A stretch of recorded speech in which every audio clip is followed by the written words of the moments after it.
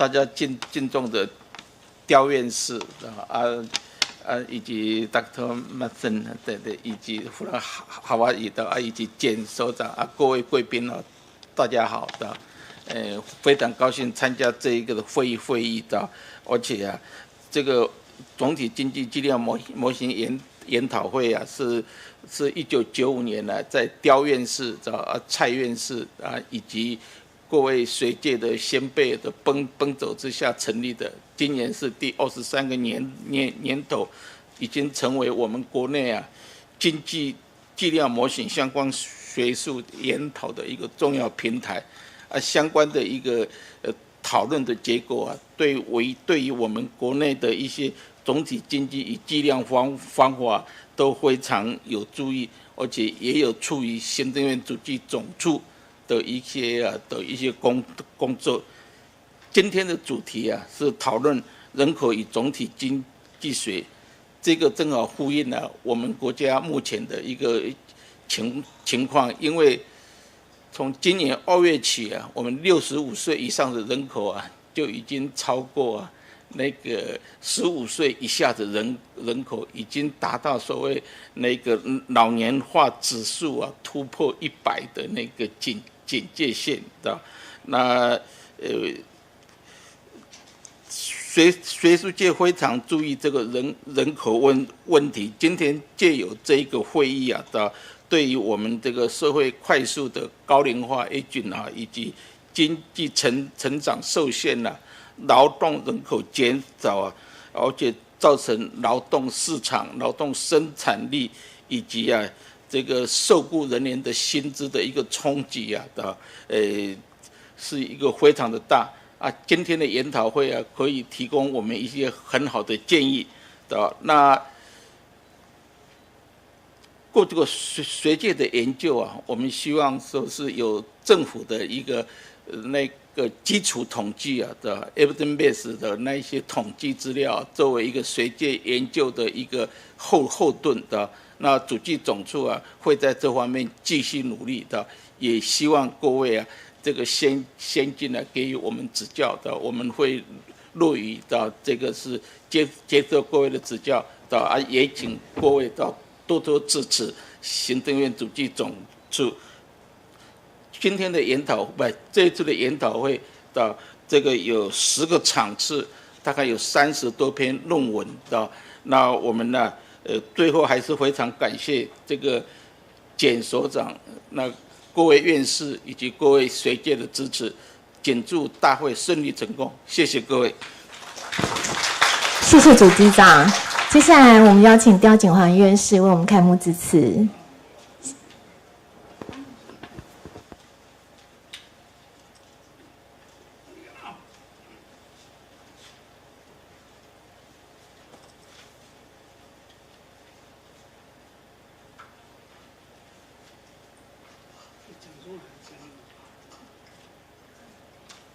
我就等 ，OK。Yeah, good morning, 主计长。As a distinguished speaker later on, and Mason, and I'm George Tell. I'm sort of like the beginning promoter of this conference. Okay, I just want to tell you, spend a few minutes, tell you how this conference started. Okay, I'm sort of the original promoter of this conference. It's what happened is that in the late 80s, I think it's in the late 80s or the early 90s, the Dr. Wei Duan, at that time the bureau chief of the third bureau of the DGBAS, still called DGBAS, right? Okay, and he talked to me about, he said that we have a department in our bureau which studied the multivariate forecasting models. So he said, can you, because I do quite a bit of work on multivariate models and prediction and so on, so he said, can you sort of have a review? I said, I used to learn the stuff when I was in college and all that, or in graduate school, but I wasn't there to do it. He said, well, you sort of doing this sort of thing, you better start to review that. So then I said, well, if I wanted to review it, and I have to have three types of people. The first type is somebody who knows the macroeconomics, knows how the economy works and so forth. And at the time I remember, and I was in school, and there was one expert visiting the business school in Chicago then. That's Xu Zhenming. Probably all of you know, he's very well known here. He's an economist, knows about economics. So that's one. And then I said, I need a guy who really knows the data and have worked with this. And then they introduced two people to me. One is Dr. Huo Jinxun. 现在不在啊？退休了 It's already retired. Then he is sort of was working with all these models for a long time with other people like Yu Zhongxian and so forth, and Li Yongsan and all that. So, and then I said, I also need somebody who can really run the data. So then they produced Mr. Yang from the bureau. So then we started. Now, after we worked with that for a while, then we finally produced a paper which is finally published in Statistical Sinica in 1998 about a review of the Taiwan macro models. Now, the important thing is that then at the time we do all this review, then we should give a report to the bureau of every year. So that's by the second time. So I did it, I think, once, and the second time, at that time, the Xu Jiadong is also a previous bureau, the chief of this IEAS, and he said, well, maybe we should take over. So that's how this thing get over. So now, from then to now, it's about 20 or 30 years now. Is that 20-some years? 30 years. 23 years. Thank you very much. I'm so happy to attend this. I come here probably like about more than half of the time. I missed a few, but I'm very, very happy to be here today. And so now we should go back to the keynote speaker. And I've done my brief history introduction of how this come about. And so thank you very much. 谢谢刁院士，不好意思，我们再先邀请简景汉所长，在我们会进行开幕致辞，谢谢。朱主席长，刁院士，Professor Mason and 彭秘书长，还有各位来宾，大家早。今天很高兴，我们今年已经是第23年跟主计总处合办这个会议，而且这个会议的话，每一年都有一个主题。今年的主题的话是人口与总体经济这个主题。然后大家也知道，这个人口老化的话，不只是台湾的问题，而且很多先进国家或正在发展的国家，譬如泰国，也是一个很重要的一个问题。所以我们这个研讨会的话，特别做安排了一个论坛，在今天下午。这个论坛名称是人口与总体经济。然后我们请董安琪，我们所的董安琪研究员、副研究员，来做一个引言。而且我们还请来陈小红监察委员，还有长庚大学的陈宽正教授，本所的罗继琼研究员来担任我们的语坛人。而且我们很特别，就是还请来Professor Andrew Mason to give us a talk entitled "Aging and the Generational Economy." 而且朱主席长也讲了，我们有30篇文章，有10场的parallel sessions。然后有这个 program 的话，我想就是要很感谢我们所的这个会议的筹备委员会，然后召集人是陈乐玉先生，然后还有成员还包括张俊仁、陈怡婷、周雨田，然后还有其他成员的话，也帮忙这个组成这个 program，包括林宣慈老师、黄登新老师、杨子婷老师、廖仁哲老师，还有蔡文珍老师，还有刘祝安老师，他们就是把这个 program 弄出来，很感谢他们。最重要就是很感谢各位的出席，来参与我们这个研讨会，而且我看到很多人都是来了很多年都来，所以很感谢你们多年来的支持。然后最后的话，我想就请刁老师来主持我们下一场的 keynote 的 speech。好，我们欢迎。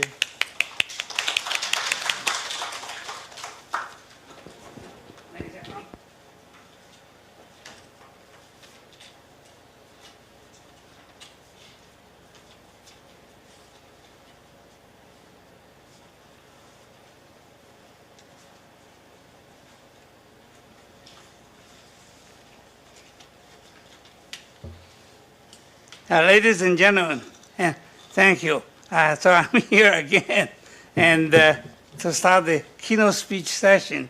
And we'll have a distinguished speaker from University of Hawaii, and Andrew Madison, and he's a leading expert in this population economics and so on. So I think rather than waste everybody's time, well, let's just listen to Professor Mason. Thank you, Professor Mason.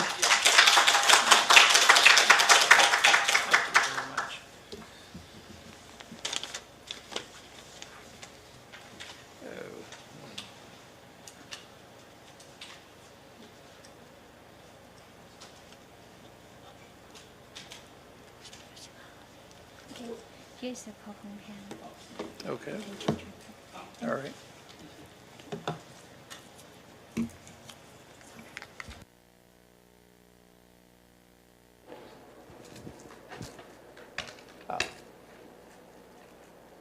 Oh, thank you.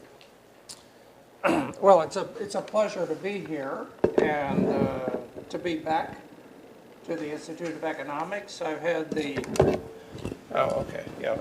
the privilege of being here a number of times in the past and always found it to be very intellectually stimulating. Let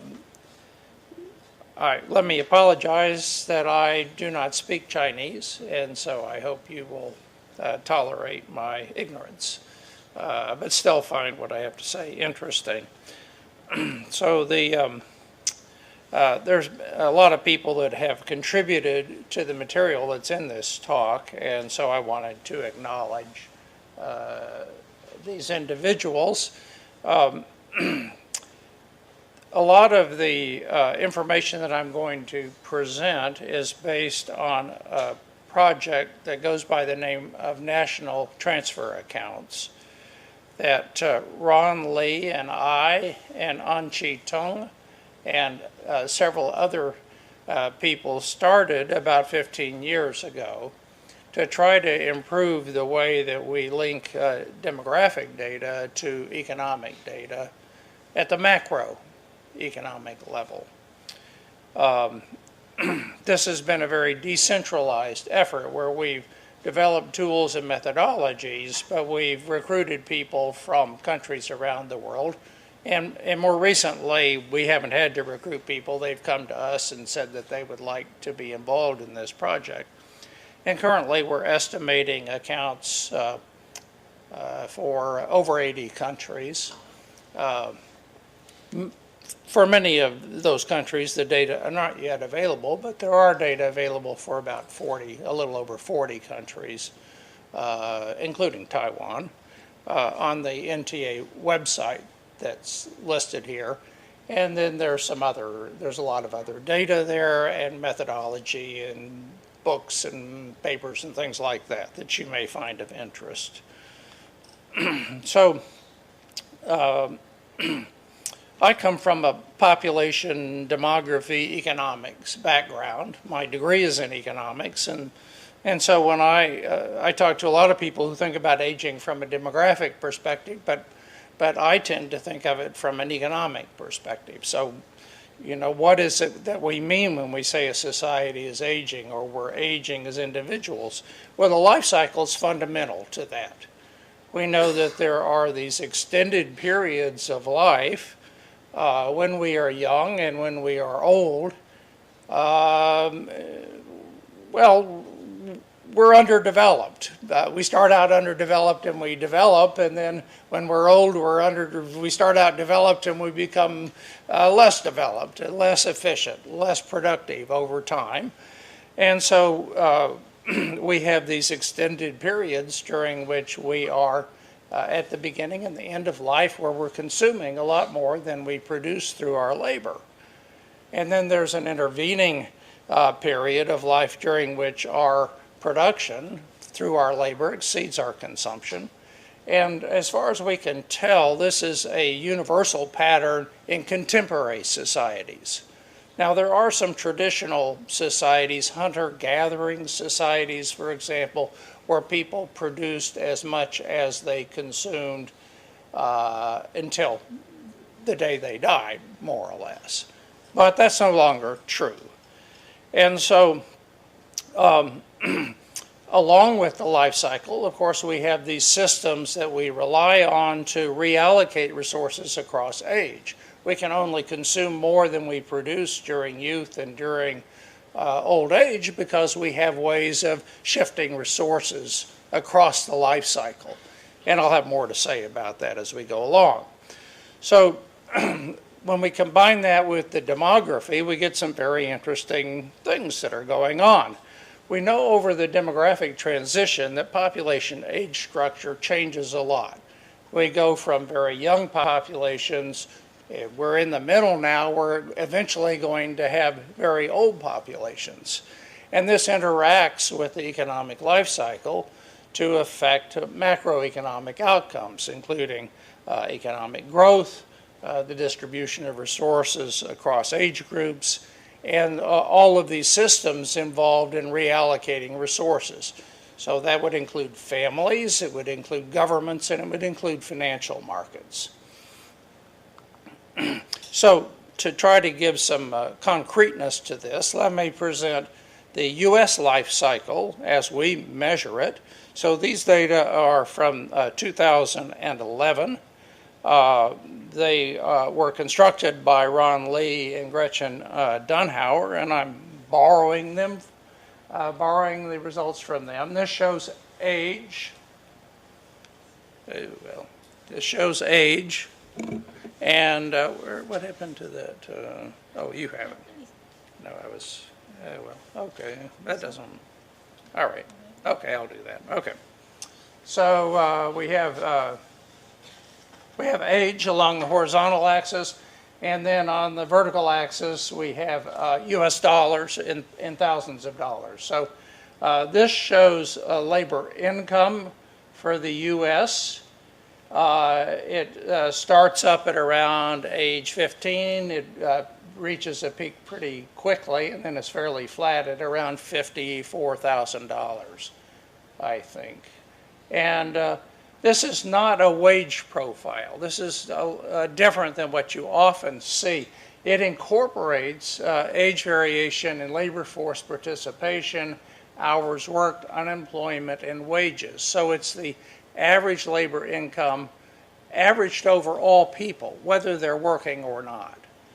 And then we see that it begins to decline around age late 50s in the U.S., or even early 50s, and then go down to low levels as we get old.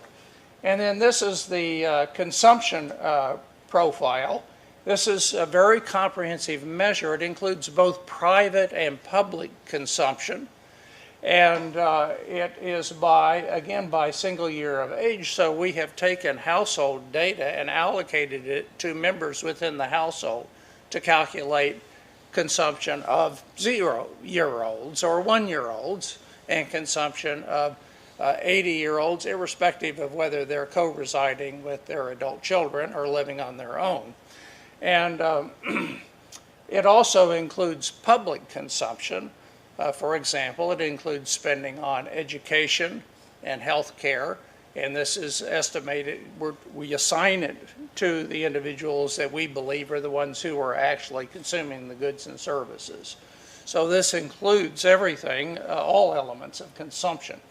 So what does it look like in the United States? Well, it rises with age as people mature. It goes up very sharply when children enter school.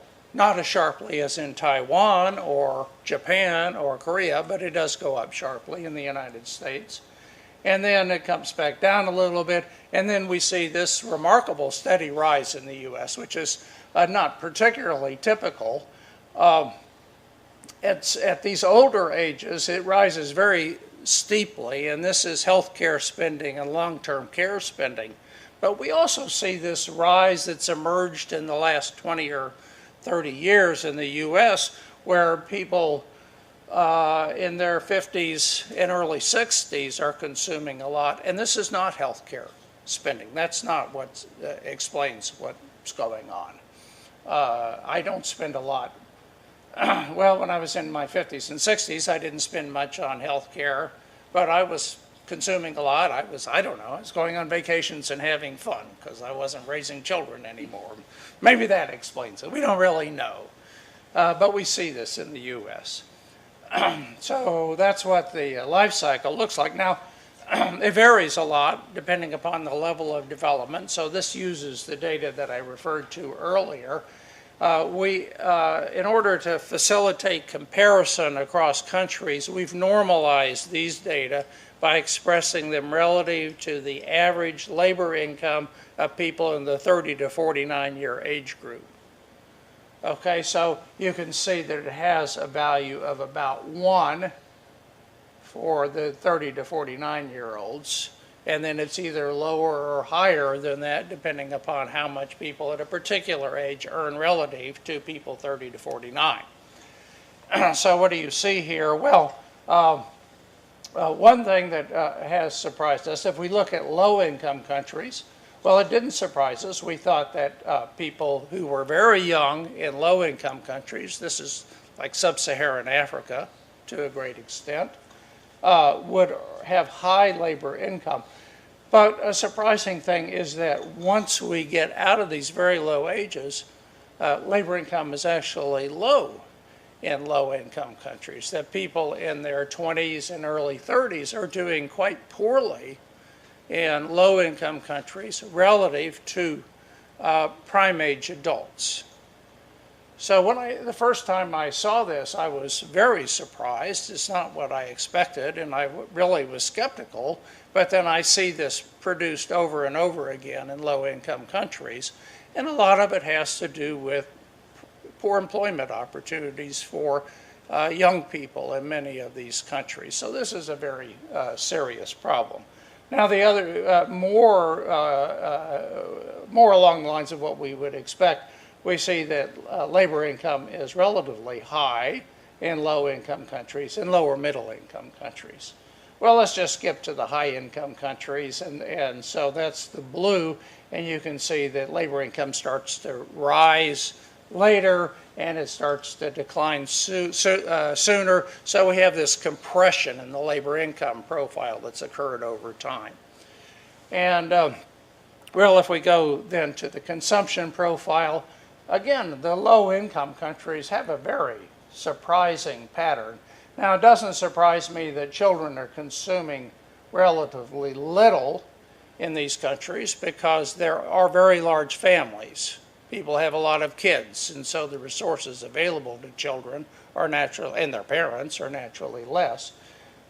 This is very surprising that labor income is very high among people in their 20s and 30s, and then it declines quite steeply. So if you want to take per capita consumption as a measure of welfare, we see quite a bit of generational inequity in these low-income countries. Now, if you were to look at Taiwan, I believe, you would see that it's pretty flat. That it rises very steeply with age, and then it doesn't change much for adults. So and there are a lot of countries like that. And then we have other high-income countries where like the United States, Japan, Sweden, where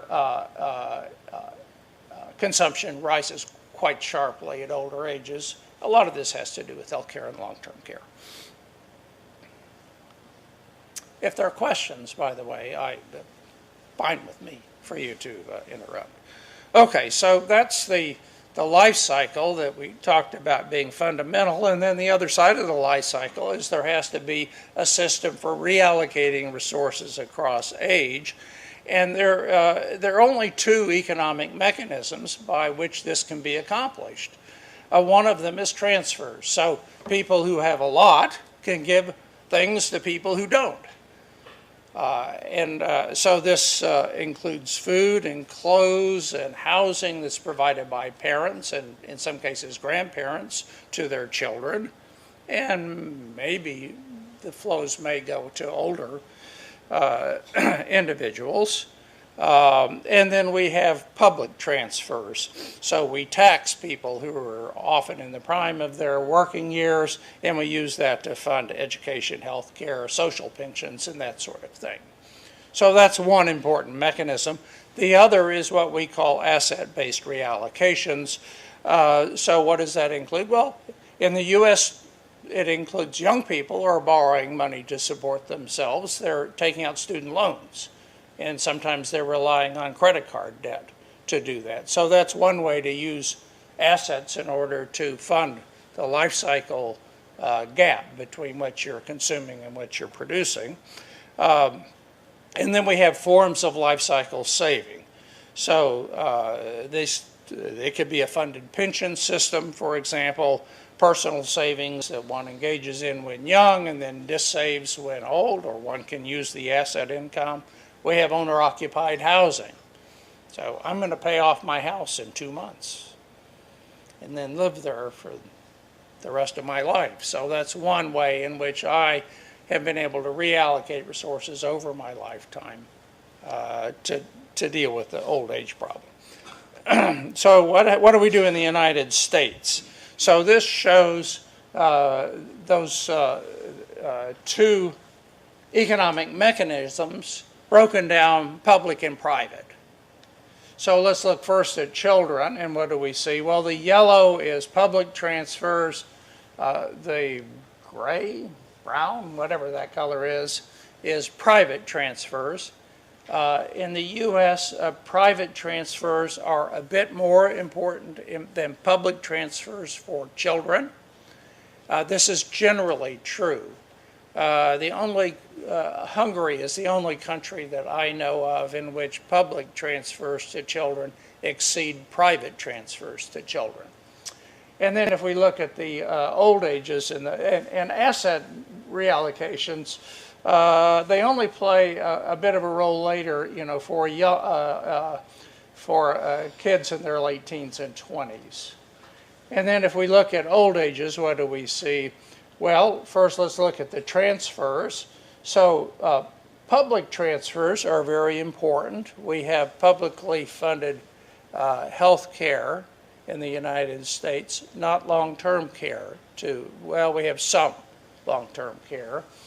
And private transfers are down here. They're negative because at every age in the United States, old people are giving more to children and grandchildren than they are receiving from them.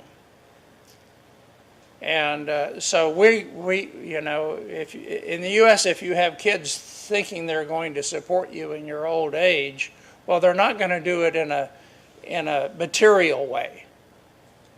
Now, time transfers is a different matter, and those are not included in here, although we're working on that. But if we just look at material transfers, they go downward in the U.S.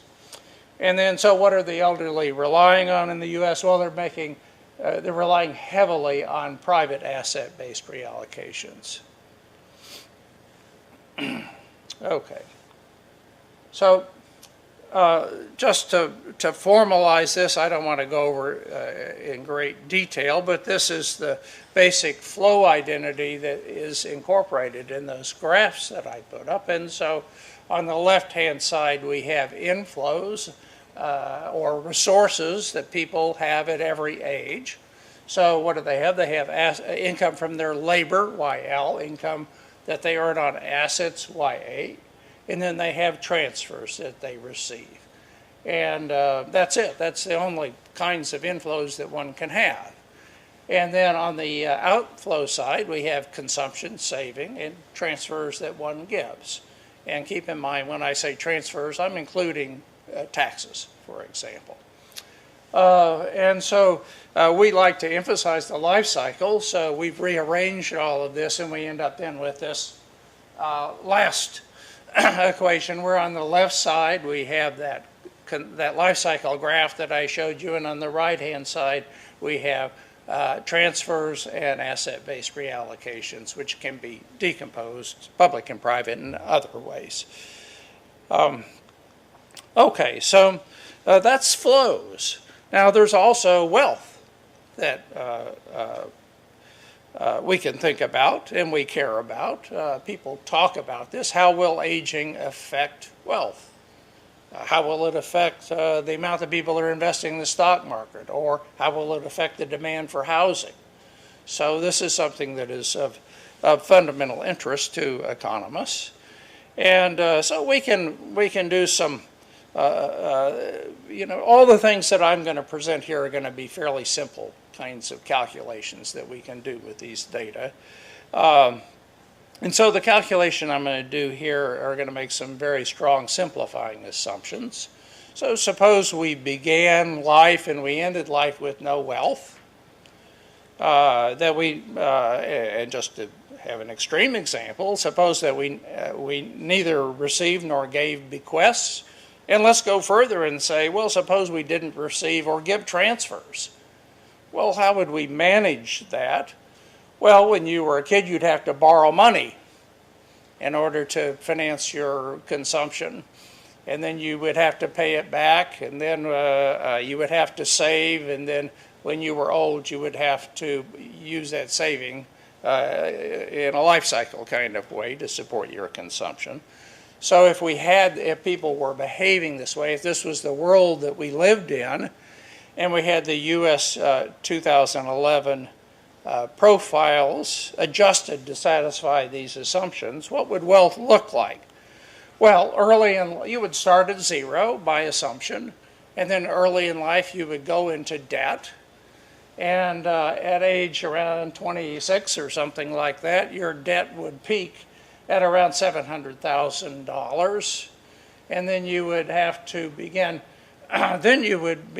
to rear your own children and pay off this debt, and it would reach zero at around age 45 in the U.S. And then after age 45, you would start saving like mad in order to fund your retirement. And so wealth would rise until at around age 71 or 72, it would be not quite $1.5 million. And then you would use that to fund your retirement over the remainder of your life. Now, this wealth peaks later than it actually does in the United States in the cross-section because given current survival rates, people would have to consume less and work longer. They would have to have higher labor income relative to their consumption than they actually have now. And so we get this relatively late peak. And so, one thing I find interesting about this wealth profile is it defines 4 kinds of stages of life. We have childhood, where we're accumulating debt. We then have this child-rearing phase where we're disaccumulating this debt. Then we have a pre-retirement phase where we're preparing for old age, and then ending in retirement where we're funding we're disaccumulating wealth to fund our old age needs. So, okay, well, let's relax some of these crazy assumptions that I made, and we can introduce transfers into this economy and say, well, all right, we know kids, they don't go into debt, they take money from their parents. So in this kind of an economy, children and the elderly would rely on a mix of transfers and asset-based reallocations. Transfers, when children receive transfers instead of borrowing, they still incur an obligation. Maybe not so much individually, but as a group they certainly do, and that obligation is to fund the next generation. And so they accumulate debt of a different sort. This is the debt that goes with providing resources for the next generation that follows them, for the children that they have. And by providing transfers to the elderly in this kind of a world, working age adults accumulate wealth of a form, transfer wealth. They can rely on this when they retire. So in the United States, for example, a lot of other countries, we accumulate, I pay taxes, I pay, I don't know, about 14% of my wages in taxes that goes to fund the retirement of current retirees, to pay for a pension and for health care for them. And the expectation is that I would receive this when I reached a certain age. Well, I happen to be at that in-between age where I'm still paying for the old people and I'm receiving as being an older person. So I'm doing both right now. So one can also then think about, under these kinds of conditions, what would wealth look like over time? Well, anyway, there's some math that defines wealth. And the thing I want to talk about in particular is that when we talk about wealth in our work, we distinguish two forms. Wealth not only incorporates the assets that we hold, the conventional kind of wealth, but it also includes transfer wealth. This is the net present value of what one would expect, or an age group would expect, to receive over the remainder of its life. So it's both what it would give and what it would receive from future generations. And so wealth then is equal to the sum of assets and transfer wealth. So the wealth identity is true by definition. Okay, and but interpretation of the elements requires it's facilitated by some very strong assumptions. So if we talk about steady state equilibrium, golden rule growth with no bequests, I think this is about as strong as one can get in one's assumptions. Then the cross-sectional values that we can calculate using, say, the consumption and labor income profiles for the United States are also cohort measures. They're equal to the same thing we would get by if we could look at what is happening to cohorts over the remainder of their lives into the distant future. And so assets would be equal to the per capita assets held by people at each age today, and transfer wealth would be the per capita transfer wealth, the present value of net transfers based on the cross-sectional data. So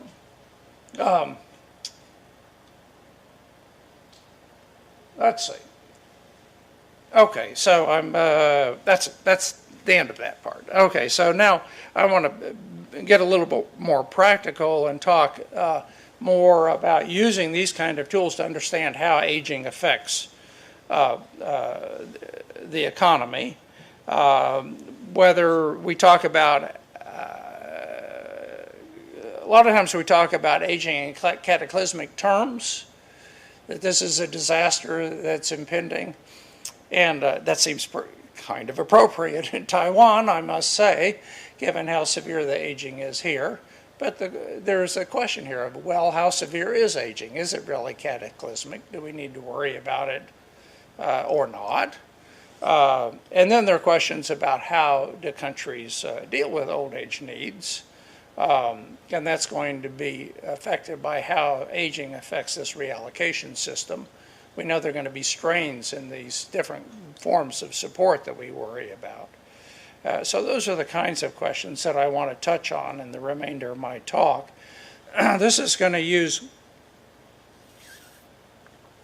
NTA estimates for 29 countries, for which we have complete estimates of the accounts. And it's very simple. Okay, one can certainly do, and we've done things that involve the kind of macro models I'm sure that are going to be presented here. But what I'm going to do is very simple today. It's just projections. Okay, so we're going to combine these various profiles. We're going to hold them fixed and talk about what would happen in the absence of change in current practice, given what we expect to happen to the population. And that's going to be based on UN Pop Division World Population Prospects published in 2017, medium scenario. Okay, so first let's talk about what would happen to old age costs.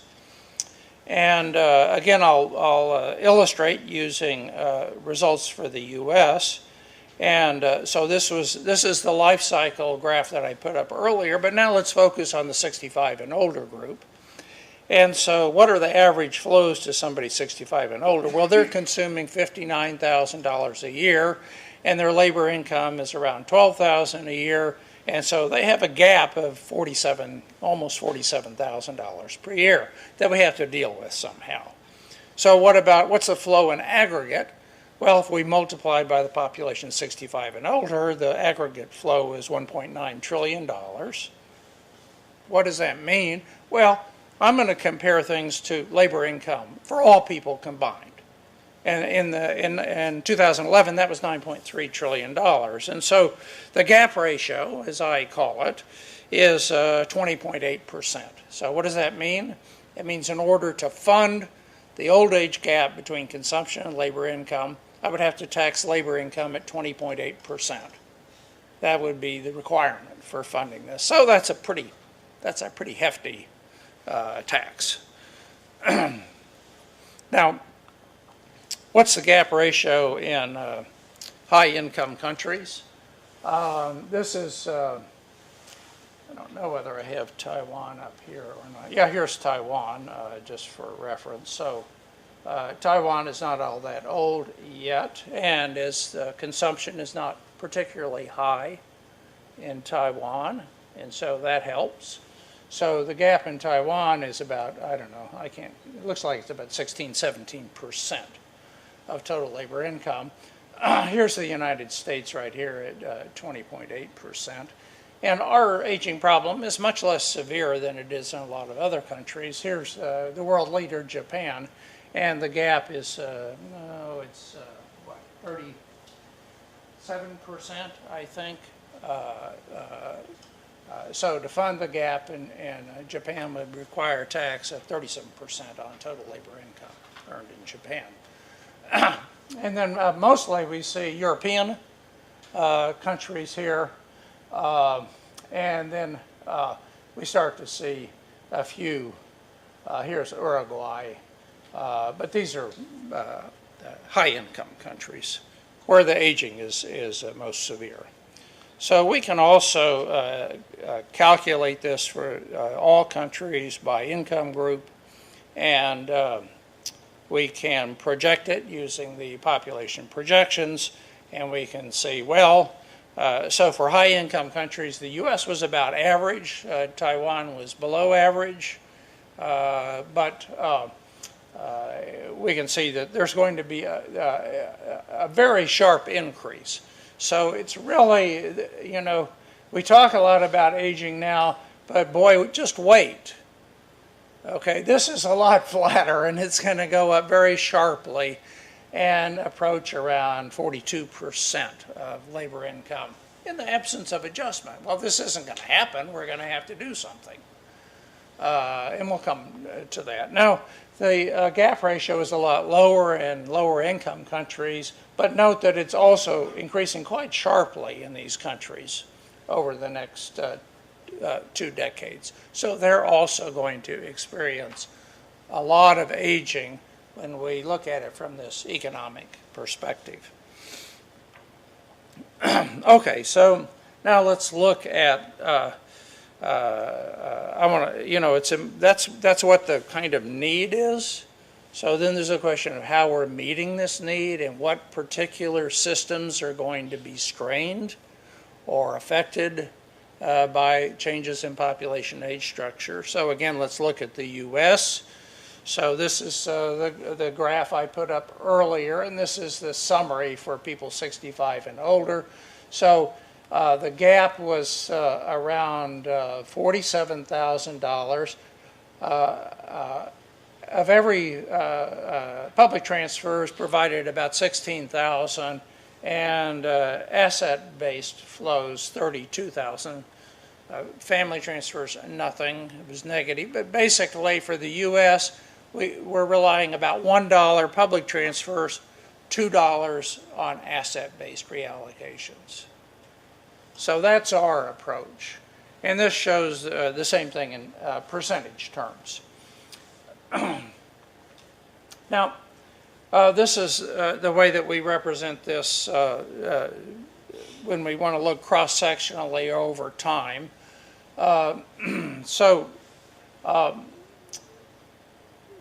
Each of these the points here indicate the countries that are depending a lot on a particular reallocation system. So if you're up at this peak of the triangle, that means you're relying 100% on assets. And if you're down here at this part of the triangle, that means you're relying 100% on public transfers, and here it's 100% on family transfers. So there are a few countries, Taiwan is a case, and Korea, which are pretty near this central point, which would be indicative of a balanced approach to funding old age needs. A third on public transfers, a third on family transfers, a third on asset-based reallocations. So there are some, there's the U.S. So 2/3, U.S. is 2/3 on assets, 1/3 on public transfers. Now, one of the things I think that's striking about this graph is how the real issue is that the trade-off between relying on assets and relying on public transfers. That's really the dominant pattern that we see. So it's not family transfers. So if one were to look at the aggregate data, one would think, well, okay, you know, if we increase public, we don't, you know, we're not crowding out and crowding in family transfers as much as we talk about sometimes when we change public transfer programs. It seems like we're more affecting assets when we vary the size of public transfer systems. Now we can, I think it's useful to look at 4 groups of countries. So first we have countries that have very low transfer systems. So low public transfer systems. So the ones that I've identified there, public transfers are filling less than 1/3 of the gap between consumption and labor income. There's heavy reliance on assets. And this is mostly lower income countries. They don't have strong public sectors. They don't have strong Social Security, health care, publicly funded. But we have been surprised so far at the extent to which family transfers are not playing a very important role, so far as we can tell. Now, maybe this will change. We don't have estimates for very many sub-Saharan African countries. It's just taken some time to get that. South Africa, you can see, which is way up here,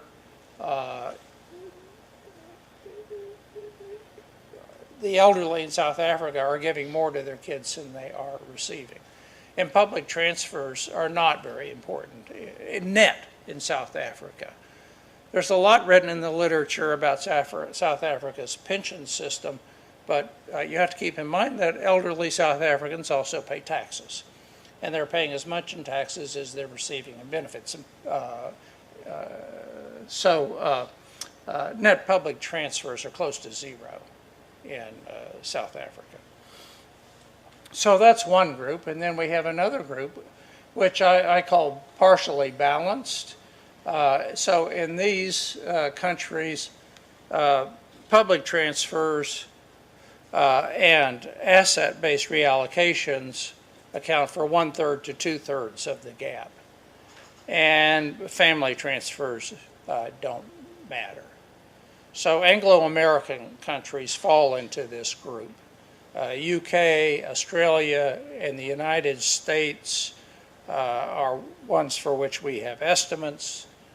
Soon we should have Canada, so we'll see if they fall into this group as well. And then there are a couple of other countries, Mexico and Spain, that are sort of in this, that are in this group as well, just barely. Then we have another group, which I would call a balanced group, which is exclusively countries in East Asia. So Korea, Taiwan, China, and Japan, in which family transfers are playing a significant role. But again,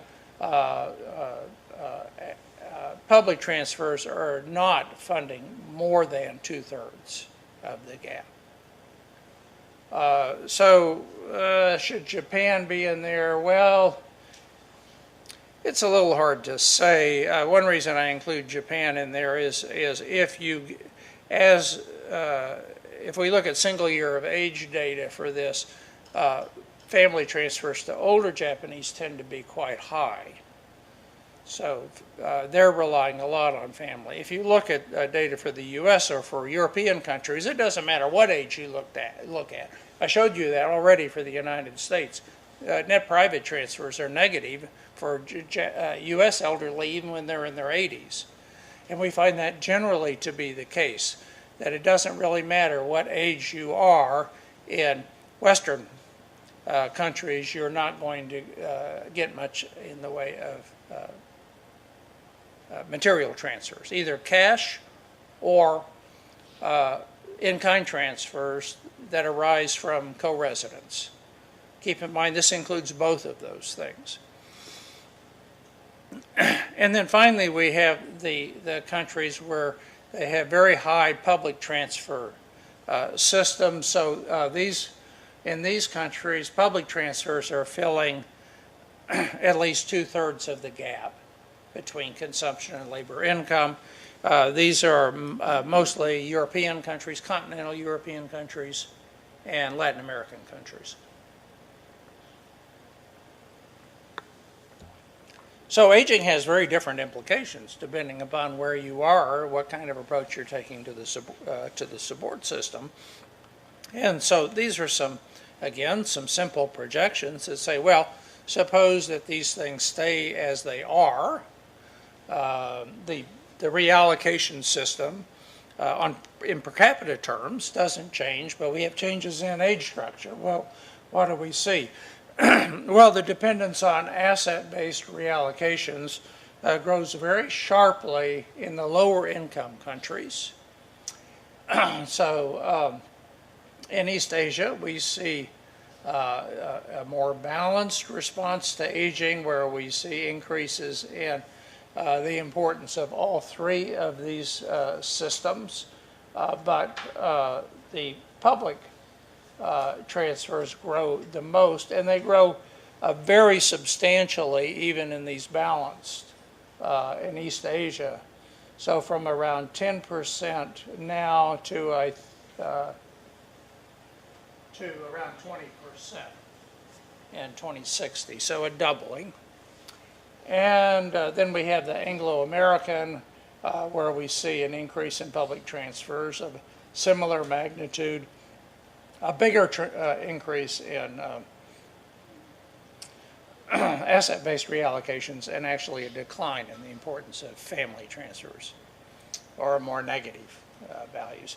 And then we see the Europe, Latin American case where public transfers would go through the roof. And this is, they would reach close to 40%, as we talked about earlier for Japan.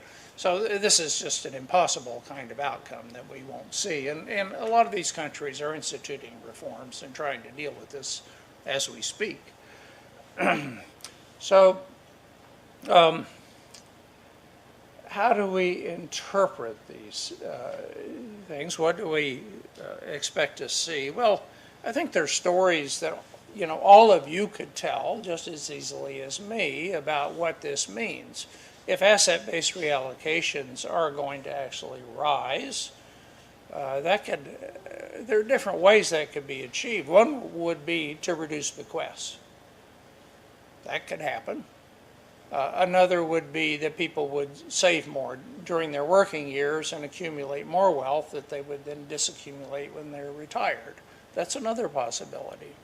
And these have different implications for what's going to happen to wealth in the future and what would happen to rates of return and a lot of other aspects of the economy. So that's a very important question, and we don't have the answer to how this is going to impact bequests versus how it's going to impact life cycle saving. But boy, I hope somebody answers that question. Maybe it will happen in the next few days. What about these? We have this East Asia where we have family transfers, private transfers going up fairly significantly. Sometimes I see policymakers talking about how the family is Asia's secret weapon against aging or something like that. I don't understand that idea. When I look at this, I think, boy, that's going to be really hard on these families. This is going to mean very substantial resource requirements for younger adults and for middle-aged adults. This is just the money side, too. The time side is going to be also very severe. And the problem with family transfers is that it tends to be very concentrated. When we look at public transfers, it's spread over the whole society, but family transfers are concentrated on the families that have small sibship size, where you don't have a sibling to help you, perhaps. And in families where the parents are living for a very long time, God bless them, that's a wonderful thing, but it's a burdensome can be. And also families where the elders have severe health problems. And so this is, social insurance is a wonderful thing to deal with these kinds of problems. And to say that the family is some sort of magic bullet, I think is just wrong. In fact, this is, I think, points to an important need that the public sector needs to play. So I think I've said all of those things. So that's kind of an effort to identify what the strains are going to be, where the imbalances are going to occur, what countries need to worry about. This is not a substitute, of course, for a detailed analysis about your own particular country, about Taiwan or wherever. But we can talk a little bit about what some of the policy options are. So one thing I call life cycle reform deals with that basic consumption and labor income profile. So we talk about that a lot, right? We need to allow people to work as long as they want, for example. We want to get rid of mandatory retirement ages. We've done that in the United States. I think that's a very wise thing to do. But in other countries, we extend the retirement age so people can work longer. And we say, well, they're getting healthier, and hopefully they will continue to do so. and we'll be able to work to an older age. Well, that's very important, but I think we also want to we need to think, we need to go beyond labor force participation. It isn't just a matter of working, it's also a matter of, well, how hard can people work? How many hours can they work? And how productive are they? And what can we do both to help people to be more productive, but also to create a work environment that is more conducive to productivity amongst people who are at a different point in their life. And this is something that I think we're really just scratching the surface on. Also, a big part of life cycle reform is improving health. And so if it turns out that people do not get healthier as they live longer, well, we're really in trouble. And in the U.S., rates of disability and health status improved during the 1990s and 1980s, and so that was very encouraging. But that has not been the case since 2000. Improvements in health and disability have leveled off in the United States. So we're still living longer, but we are not healthier as compared with the case in 2000. So that's a matter of some concern. Now, there's not just the labor side, there's also the consumption side. This is particularly a severe problem in the United States, where healthcare and long-term care spending is so high, but it's a problem in other countries as well. And so there's a lot of effort, and needs to be a lot of effort, to try to look for efficiencies in the healthcare system. I don't think we necessarily want to provide less health care or less long-term care to older people. I think we have to provide those things. But how can we do that in a more cost-effective way? How can we make better decisions about drugs and about hospital care and so forth? That's going to be an ongoing battle that will last for the rest of many of our lives, I'm sure. So that's one whole set of policies have to address that. The other set of policies has to look at support system reform. Now, this is a little bit one-sided, I think, what I put here, because in some parts of Asia in particular, the public transfer system is still relatively underdeveloped. So in Korea, for example, and maybe China, some elements of the Chinese public transfer system really needs some careful attention, and not necessarily contraction. Maybe even some of them should be expanded in some ways. If we look at China and Korea, consumption amongst the elderly is quite low, indicating that the reallocation system is not working as well as we would like. Poverty rates amongst the elderly is the highest in the world, relative poverty. And so maybe the maturation of the pension system in Korea will help that to some extent.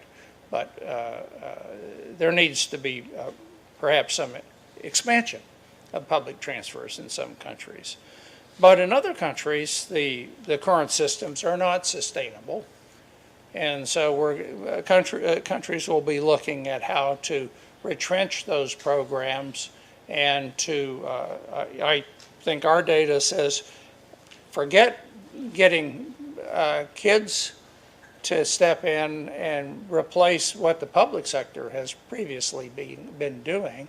If you look, I haven't presented any trend data, but if you look at trends, all the trends in Asia are away from private transfers. And so I don't think that's really going to play an important role in the future. So it's the capitalist approach. It's encouraging people to save more and to accumulate wealth and to be more dependent upon, dependent upon their own resources. Well, there's a lot of things that come with that if we're going to do it successfully. So it means getting people to understand how much they should save. Maybe not a problem in Taiwan, but maybe a big problem in the United States. Economists differ about that. We need to make people smarter consumers. This is difficult stuff. What you should do with wealth when you have it. How should you invest it? How do you avoid people stealing your money? There are a lot of people out there that want to do that.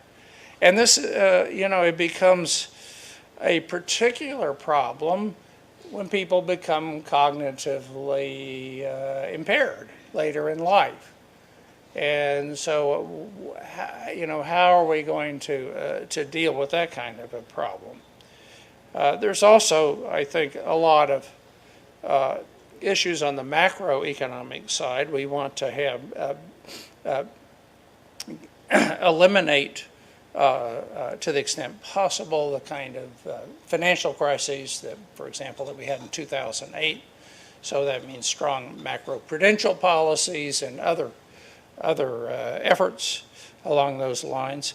And then finally, for low fertility countries, for places like Taiwan, pronatalist efforts are going to become increasingly important.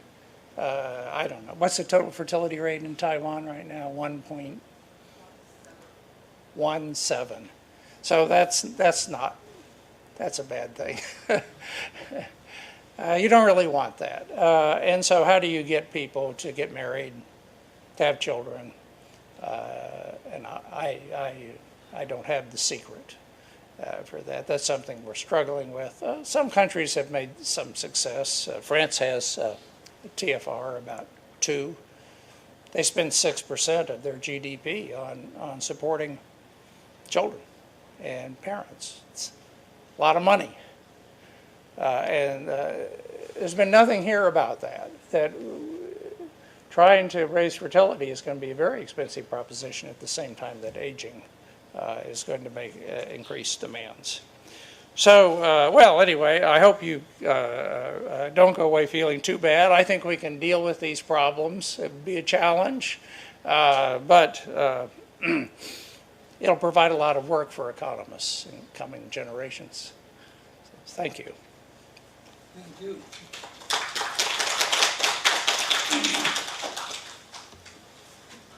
I don't know how much time we have for questions.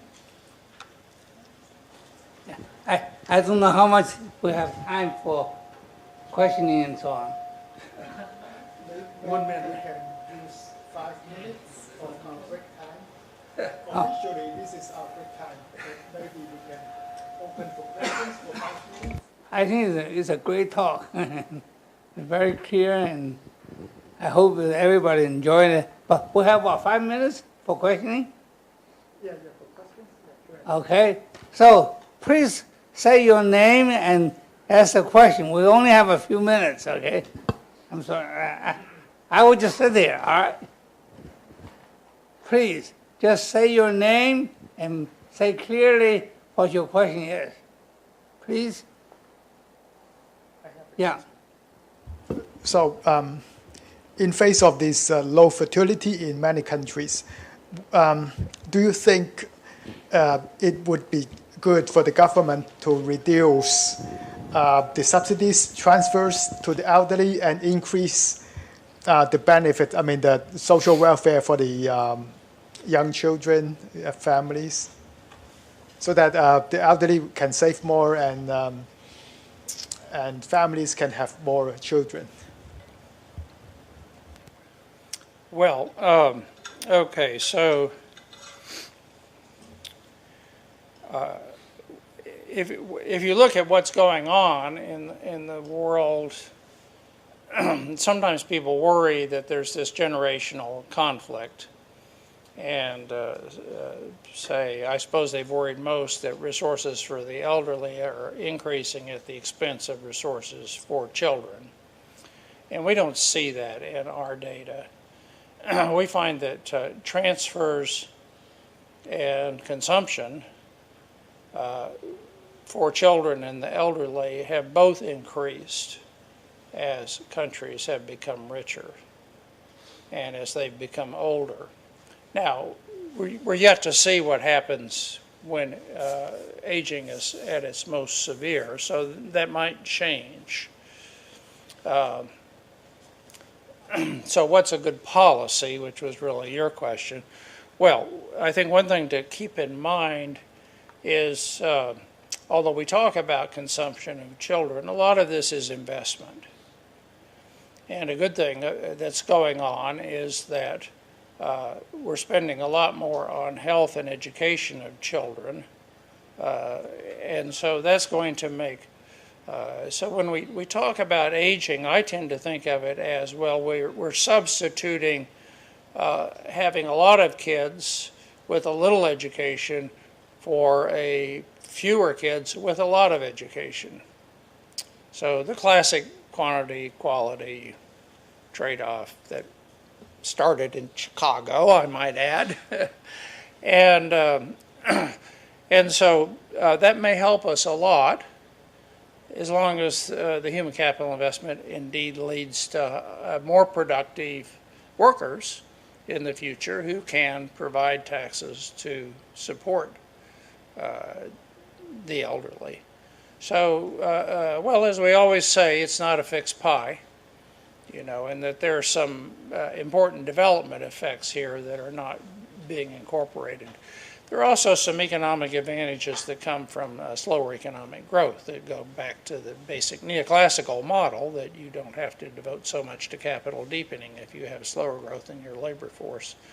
And one of the papers that we published in Science a couple of years ago looked at some of these things and concluded that moderately low fertility, say a total fertility rate of around 1.7 or 1.6, was pretty good for that actually would maximize consumption per capita, given average things. So now once you fall below that, like Taiwan is, and a lot of East Asia, a lot of Southern Europe and Eastern Europe, well, then you get into substantial costs in terms of lower consumption. And so I think there will be an incentive to raise subsidies, transfers to children. I think that is going to occur. And I think that will, in these very low fertility societies, and that will cost everybody. In part, it will come, I think, at the expense of elderly, but but also the expense of prime age adults. At least I hope that that's a shared burden.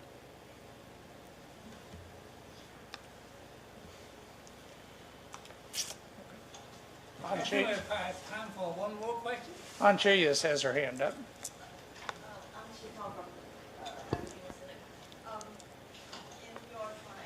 Support system, there are great differences between countries, but that's cross-sectional. So what if some country finds that the supporting system cannot sustain? Then do you have any preliminary result about the over time? What this time series data will provide? I mean, in the case of Taiwan, we are getting more and more like Japan. But is there any other country moving to another? You have basically 4 different blocks. So is there any universal pattern of convergence to an ideal pattern of support? No, not so far as I know. I mean, maybe that will happen, and we don't really have enough data. So I know the data we have for Korea or Japan or Taiwan, I gather from what you've said, that private transfers are declining over time. And they're becoming, so Taiwan and Korea look more like Japan looks on this graph, kind of a bit like what the United States looks like. And so, in a way, I mean, I think that grouping belongs together. Now, I don't know what's going to happen in low-income countries that are aging at a relatively low level of development. That's a very interesting question, and I don't think we know the answer. But the public sector institutions, the ability to collect revenue and that sort of thing are fairly limited. So the public sector, I certainly don't expect them to begin to look like Europe. I think there's no doubt that those countries that are heavily relying on funded systems are moving away from that. We don't particularly see that in the data, but we see it in the policies that only have effect over time. So Germany would be a perfect example, which has they've had a lot of reform that are of their public pension system to try to deal with anticipated problems in aging.